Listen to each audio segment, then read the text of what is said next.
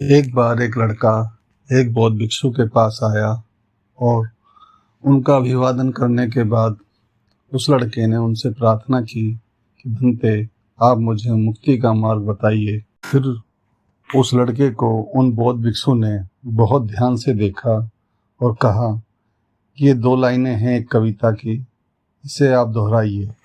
उन 2 लाइनों को उस लड़के ने 1 घंटे तक दोहराया और फिर बौद्ध भिक्षु से बोला कि भंते, इस काम से मैं ऊब गया हूँ और मुझे बहुत आलस्य भी आ रहा है, इसलिए कृपा करके कोई दूसरा मार्ग बताइए।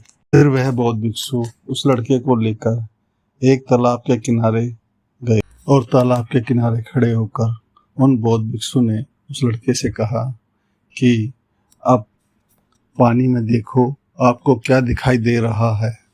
तब उस लड़के ने कहा, पानी में मुझे अपनी ही परछाई दिखाई दे रही है, लेकिन वह परछाई बहुत धुंधली है। फिर उन बौद्ध भिक्षु ने उस लड़के से कहा कि अब जरा इस पानी को पीकर देखो।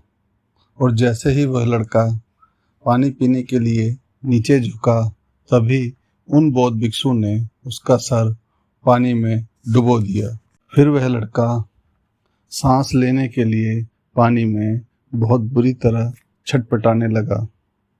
थोड़ी देर बाद उन बौद्ध भिक्षु ने उस लड़के का सर पानी से बाहर निकाल लिया। फिर उस लड़के को उन बौद्ध भिक्षु ने समझाया कि जिस तरह अभी आप सांस लेने के लिए, हवा लेने के लिए जिस तरह तड़पड़ा रहे थे, उसी तरह जब तक आप मुक्ति के लिए नहीं तड़पड़ाएंगे और इतनी लगन नहीं होगी, तब तक आप मुक्ति को प्राप्त नहीं कर सकते।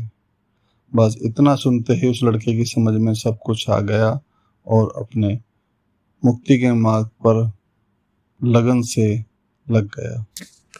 उन बौद्ध भिक्षु ने विस्तार से समझाया कि यही नियम जीवन के हर कार्य पर लागू होता है, चाहे फिर वो कोई कारोबार करने में हो या खेतीबाड़ी करनी हो या हमें कोई नौकरी प्राप्त करनी हो।